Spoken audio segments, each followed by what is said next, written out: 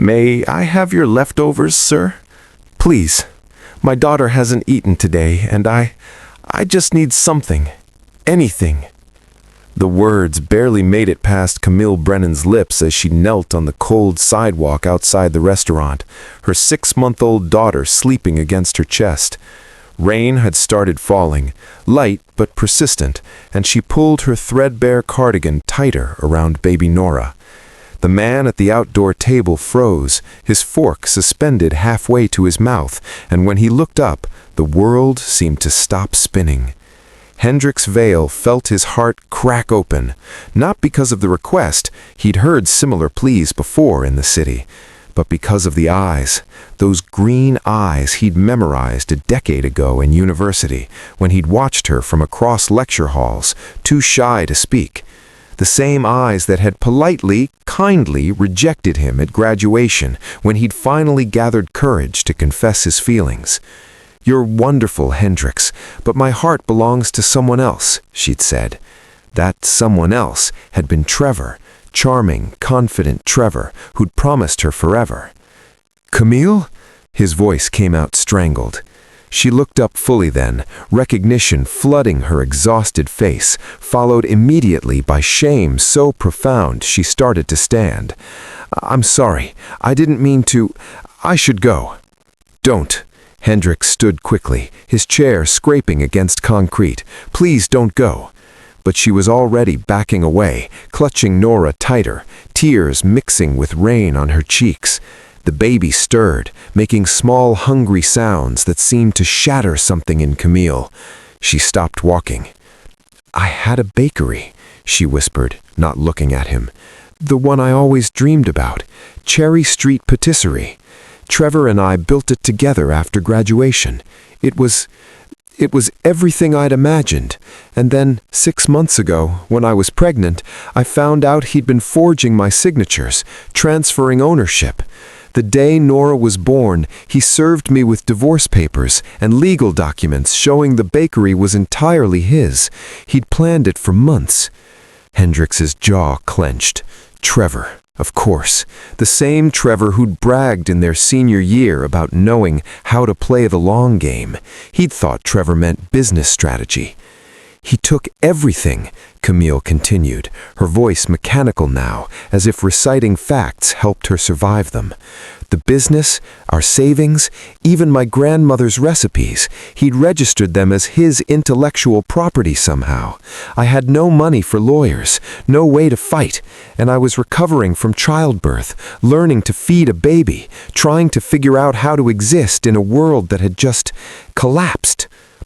Why didn't you reach out? To friends? To—" He stopped himself before saying, "To me. Pride, I guess. Shame. Everyone thought we were the perfect couple, university sweethearts who built a dream together. How do you tell people you were so blind you didn't see you were being robbed by the person you trusted most?" She finally met his eyes. "I've been working day shifts at a laundromat and night shifts cleaning offices, but childcare costs more than I make, so I have to bring Nora, and last week they told me I can't bring her anymore. So now I have nothing, no job, $17 to my name, and a daughter who deserves so much better than a mother who has to beg for leftovers." Hendrix felt rage and heartbreak warring in his chest, but beneath both was something else, a recognition that this moment mattered in ways he couldn't yet articulate. "I built a tech company after graduation, software for small businesses, inventory management, accounting, customer relations. I built it thinking about your bakery, actually, about how passionate you were about the business side, how you wanted to help other small business owners succeed. Every feature I designed, I imagined you using it." Camille's breath caught. "Hendrix, I never stopped thinking about you," he admitted, "but I never reached out because I respected your choice. You chose Trevor. You built a life. I had no right to interfere." He paused, watching rain darken her hair. "But now I need you to understand something. What I'm about to offer isn't pity. It's not even kindness, really. It's recognition." "Recognition of what?" That the woman I loved in university, the one who spent her work-study money buying coffee for classmates who couldn't afford it, who tutored students for free, who once gave her winter coat to a homeless woman and walked home shivering, that woman is still here, still fighting, still protecting what matters. And that woman doesn't need rescuing, she needs resources. There's a difference. He pulled out his phone, made several calls while Camille stood silent, processing. Within 20 minutes, a car arrived. Hendricks guided her into the warm interior where bags of groceries waited. Formula, diapers, food, real food. "The driver will take you to an apartment," Hendricks said through the window. "It's fully furnished, paid for 6 months, no strings. In the morning, my assistant will bring you a contract offer. My company needs a director of small business development, someone who understands what it's like to build from nothing and to lose everything. Someone who can design programs to protect people like you from people like Trevor. The salary is competitive. You can accept or decline, your choice. Either way, the apartment is yours for 6 months. Time to figure out what you want." "Why?" Camille's voice broke. "After I rejected you, after everything." Hendricks crouched beside the car door, rain soaking his expensive suit.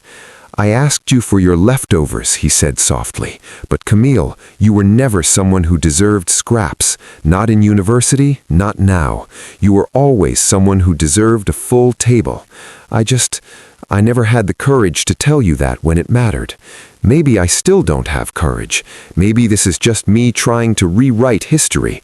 But maybe," his voice caught, "maybe it's me finally understanding that love isn't about possession. It's about seeing someone's worth even when they can't see it themselves." 4 months later, Camille sat across from Hendricks in his office, presenting her proposal for a nationwide program helping fraud victims reclaim their businesses. She'd spent weeks researching legal protections, creating support networks, designing software features that would flag suspicious document activity.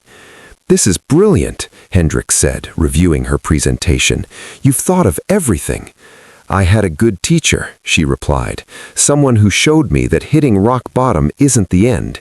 It's just a different kind of beginning." Baby Nora cooed from her carrier, and both adults smiled.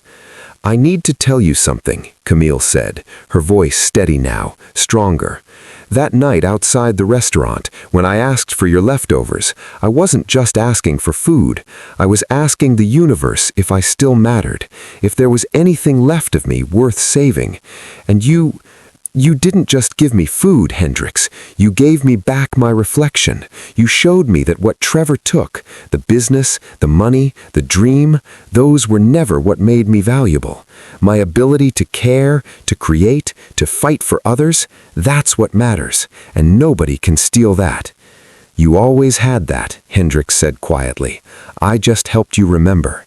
"No," she corrected gently. "I helped you rebuild. There's a difference, and I'm grateful, not because you gave me things, but because you gave me time and space to discover I was still whole. Even broken into pieces, I was still whole." 4 months later, their program had helped 47 business owners recover from fraud.